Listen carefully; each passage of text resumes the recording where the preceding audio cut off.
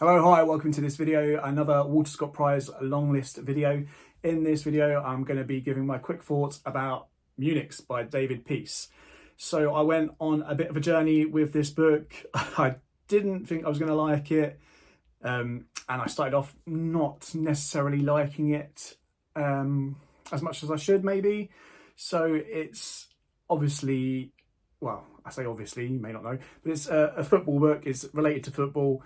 And it's about the 1958 crash in Munich, the British European Airways crash on February the 6th, 1958, which was carrying the Manchester United team at the time. So already off the bat, I didn't think I was going to enjoy it as much. There is quite a lot of technical football language in there, a lot of description of games that are being played. They were probably not my favourite bits, I would say, but there is a lot more there as well. Also, I was maybe struggling slightly with the writing style. It wasn't for me. I will say at this point, these are just purely personal taste and opinion. Obviously, the fact that the book has been nominated for the Walter Scott Prize, speaks for itself. Everyone who's been nominated is talented, obviously. And yeah, each book is going to have its own fans. But so yeah, the writing style is very unique here, where it's all third person, but in places it sounds like it changes and maybe not for the better. So in one bit you're with one particular scene, for example, and the word like is used. You know how people use the word like today, like constantly like. And in another part it uses the words It's you know.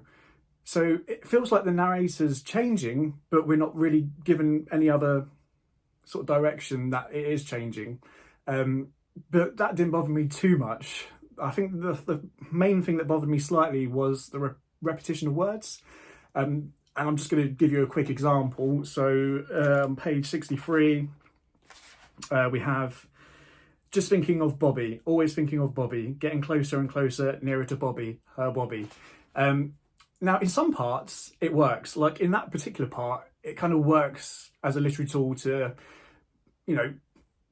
give emotion to the scene. And in other parts where it's used, it works as well.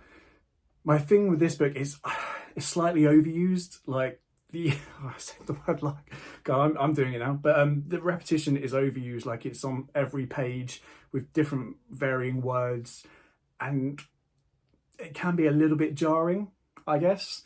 And also, I think on page 100, I noticed, and this is just me being picky as a reader to personal taste. On page 100, I count one full stop in the whole page. So it makes it read quite quickly, and that happens quite a bit through the novel. And once again, in some parts it works, it picks up the pace. In other parts, it just feels like you're rushing maybe. Anyway, so the book is about 450 pages long. It only has 12 chapters. And the first chapter is like 50 odd pages. And if you've seen some of my other videos, I like a shorter chapter, kind of helps with the pace for me.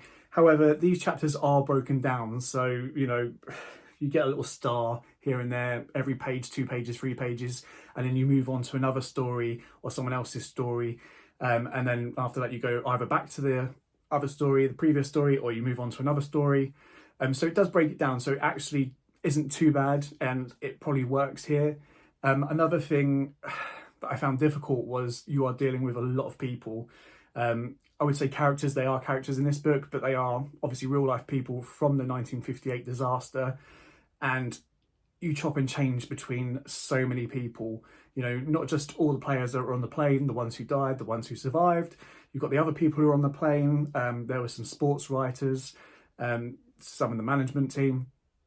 And then you've got their family back home. You've got other people impacted back home. And you're just going through all these names. And I did find it difficult to keep up in certain places. The story does focus on a handful that you go back to more regularly than others, I would say. And those were the ones that I probably enjoyed the most, especially that of Jimmy Murphy, who was not on the plane, but who was like assistant manager, who ended up having to take over as manager while the actual manager, Matt Busby, was in hospital in Munich, and he was there for about 10 weeks. So we follow his story quite a bit, the story of Duncan Edwards, which was probably my favourite to follow, the most emotional. Bobby Charlton as well, you follow his story, and a few others that you go back to more regularly, so that they were the bits I enjoyed. When I started, I was on the verge of a 3-star out of 5, mainly due to me not really being into football and the writing style and the number of characters that it was hard to keep up with. But as the story went along, you know, I could kind of forgive the football bits, the technical language, and it was really emotional, really tender, some of the scenes, especially with Duncan Edwards. And I actually did kind of endear to the book. It's not 5 stars for me, and that's a personal opinion, personal taste, but I have to give it 4 stars because it is quite touching, quite poignant. It's really sad in places, and it did want me, you know, it got me reading more. I wanted to keep reading. You know, this is 450 pages and I finished it in 6 days, which is pretty good for me, having other stuff going on. But yeah, so it's one of those, if you're not a fan of football, you may not enjoy it completely. You may enjoy it, like for me, the emotional side, the actual delving into the accident itself. If you think this is the accident and the aftermath going months and months ahead, it's not. It's literally just the accident, and then maybe you concentrate on the month after, but then you look at the month after that, and the last bit is where they played the FA Cup final. And so yeah, it's if you don't enjoy football or sports stories, you could probably still appreciate it, but this is definitely one for fans of the game. And I would say especially for the history of the game as well, not just current, you know, younger fans, but maybe the people who have been a fan of football for decades and those who like the history of the game. This is definitely one for them. I was surprised to see the author at the back said he's not actually a fan of the club itself, because it really reads like he knows a lot. But then you read the back of the research he's done, and he's pretty much read every autobiography of the players that were involved in the crash, as well as other people as well. So he's definitely done his research. So it's well thought out, it's well researched, it's emotional. Writing style, I can forgive slightly. It's not my favourite, but you know, the story did pull me in. So for that, I do give it 4 stars. But I will say, if you're not a fan of technical football stories, you're not going to maybe be completely in love with it. But yeah, definitely give it a go, especially if you're interested in history.